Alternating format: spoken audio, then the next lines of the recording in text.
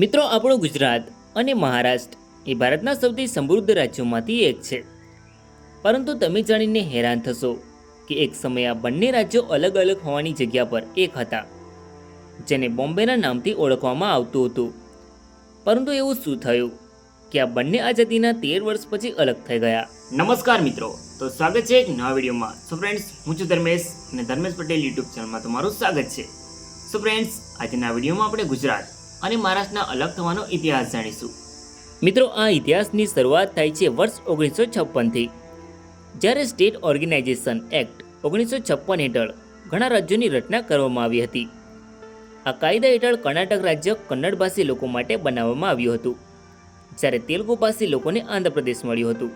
એ જ રીતે કેરળ માટે તમિલનાડુ રાજ્ય અને મલયાલમ ભાષીઓ માટે તમિલ રાજ્ય બનાવવામાં આવ્યું હતું. પરંતુ મરાઠીઓ અને ગુજરાતીઓને તેમનું અલગ રાજ્ય ન મળ્યું. દેશની આઝાદી પહેલાં મુંબઈ બોમ્બે પ્રેસિડેન્સી સ્ટેટ તરીકે ઓળખાતું હતું. જો કે 1937માં બોમ્બે બ્રિટિશ ઇન્ડિયાનો એક ભાગ બન્યું. 1947માં ભારત આઝાદ થયું અને મુંબઈને એક અલગ રાજ્ય તરીકેનો દરજ્જો આપવાની જરૂરિયાત ઊભી થઈ, જેમાં ભાષા અનુસાર રાજ્યની વહેંચણી થઈ. 19 ડિસેમ્બરે વડાપ્રધાન જવાહરલાલ નહેરુએ ભાષાવાર રાજ્યની સ્થાપના કરવા માટે સ્ટેટ રિઓર્ગેનાઇઝેશન કમિશન બનાવ્યું, જે કમિશન ફેઝલ અલી કમિશન તરીકે પણ જાણીતું હતું. આ કમિશને મુંબઈને દ્વિભાષી રાજ્ય બનાવવાનું નક્કી કર્યું. તેમણે સૌરાષ્ટ્ર, કચ્છ અને મધ્યપ્રદેશના નાગપુર ડિવિઝન સાથે હૈદરાબાદ રાજ્યના મરાઠાવાડના મરાઠી વિસ્તારને પણ મુંબઈમાં જોડાવાની સલાહ આપી હતી, જેમાં ગુજરાતી અને મરાઠી બોલતી પ્રજાએ સ્ટેટ ઓર્ગેનાઇઝેશન કમિશનના આ નિર્ણયનો વિરોધ કર્યો અને ભાષા પ્રમાણે અલગ રાજ્યની માંગ કરી હતી. ગુજરાતને અલગ રાજ્યનો દરજ્જો આપવા માટે આઝાદી પછી ગુજરાતી પ્રજાનું મહાગુજરાત આંદોલન સૌથી મોટું આંદોલન હતું. મિત્રો, 7 ઓગસ્ટ 1956થી મહાગુજરાત આંદોલનની શરૂઆત થઈ હતી. 8 ઓગસ્ટ 1956ના રોજ અમદાવાદની લો કોલેજના વિદ્યાર્થીઓ સ્વયંભૂ હડતાલ પાડે છે અને અમદાવાદમાં રેલી દરમિયાન કોંગ્રેસ ભવન બહાર દેખાવો કરે છે, જેમાં તે સમયે રાજ્યના મુખ્યમંત્રી મોરારજી દેસાઈએ આ આંદોલનને બંધ કરવા ફાયરિંગ કરવાનો આદેશ આપ્યો હતો, જેમાં પોલીસે કરેલા ગોળીબારમાં પૂનમચંદ, સુરેશ ભટ્ટ, કૌશિક વ્યાસ તેમજ અબ્દુલ પીરભાઈ શહીદ થાય છે. મિત્રો, ત્યારબાદ ગોળીબારની તપાસ માટે વામનરાય ધોળકિયા પંચ રચાય છે. વિદ્યાર્થી આગેવાનોમાં બ્રાહ્યકુમાર ભટ્ટ, હરિહર ખંભોળજા અને પ્રબોધ રાવળ મુખ્ય નેતાઓ હતા. મહાગુજરાત ચળવળ કરનાર બધા રાજકીય પક્ષોએ 9 સપ્ટેમ્બર 1956માં મહાગુજરાત જનતા પરિષદની રચના કરી હતી, જેમાં મહાગુજરાત જનતા પરિષદની આગેવાની ઇન્દુલાલ યાજ્ઞિક કરે છે.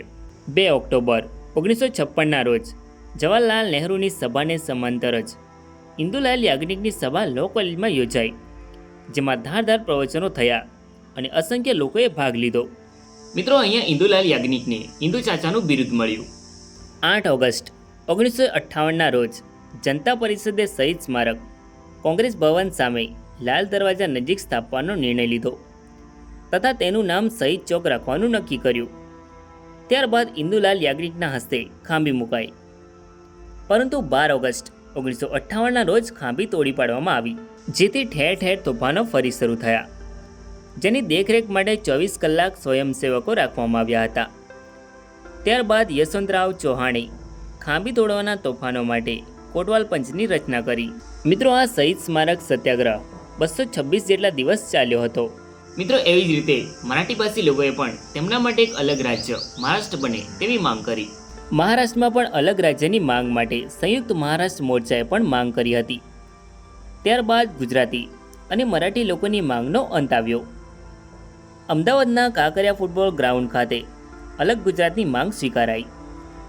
મુંબઈ મહારાષ્ટ્રમાં ગયું, પરંતુ ડાંગનો વિવાદ થયો અને અંતે ડાંગ ગુજરાતના ફાળે આવ્યું. એપ્રિલ 1960માં મુંબઈ વિસર્જન બિલ પસાર થયું. બિલમાં નામ મહાગુજરાત રાખવાની માંગણી કરાઈ હતી, પરંતુ તેને નકારવામાં આવી હતી.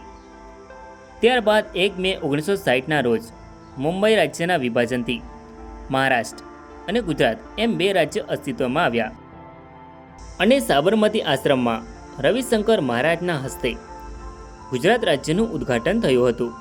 ત્યારબાદ નવા બનેલા ગુજરાત રાજ્યની પદાધિકારીઓની શપથવિધિ શરૂ થઈ હતી.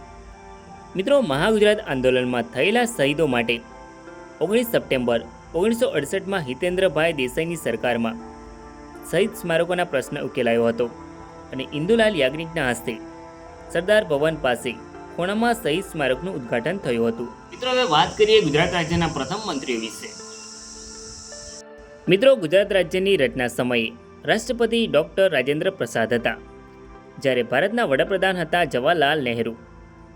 ગુજરાતના પ્રથમ મુખ્યમંત્રી ડૉક્ટર જીવરાજ મહેતા હતા. પ્રથમ રાજ્યપાલ મહેંદી નવાઝ જંગ. પ્રથમ વિધાનસભા અધ્યક્ષ કલ્યાણજી મહેતા. પ્રથમ વિધાનસભા ઉપાધ્યક્ષ અંબાલાલ શાહ. પ્રથમ વિરોધ પક્ષના નેતા નગીનદાસ ગાંધી. ગુજરાત હાઈકોર્ટના પ્રથમ મુખ્ય ન્યાયમંત્રી સુંદરલાલ ત્રિકમલાલ દેસાઈ.